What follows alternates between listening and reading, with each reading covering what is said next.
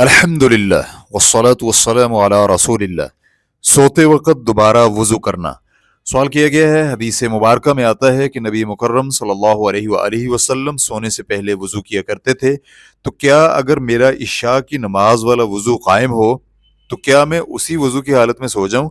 تو کیا میرا اس حدیث پر عمل ہو جائے گا یا مجھے وضو ہوتے ہوئے بھی دوبارہ وضو کرنا پڑے گا؟ الجواب بعون اللہ سبحانہ وتعالی۔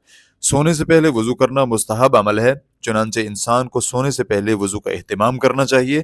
حدیث مبارکہ میں اس عمل کا تذکرہ ملتا ہے۔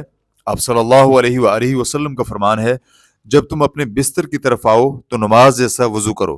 اسے بخاری حدیث نمبر 247 اور مسلم حدیث نمبر 2710 نے روایت کیا ہے۔ ابن حجر رحمہ اللہ کہتے ہیں، اس حدیث کے الفاظ سے ظاہر تو یہی ہوتا ہے کہ جو شخص بھی سونا چاہے تو وہ تجدید وضو کر لے، یعنی وضو دوبارہ کر لے، چاہے اس کا پہلے والا وضو قائم ہو۔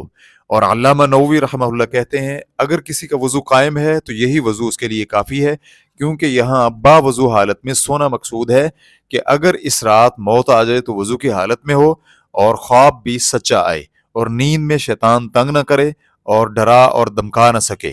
فتوی شیخ محمد صالح المنجد۔ اسلام کیو اے ریکارڈنگز، مؤسسۃ الشیخ محمد صالح المنجد، المملکۃ العربیۃ السعودیہ، فتویٰ نمبر 12782۔ والسلام علیکم ورحمۃ اللہ وبرکاتہ۔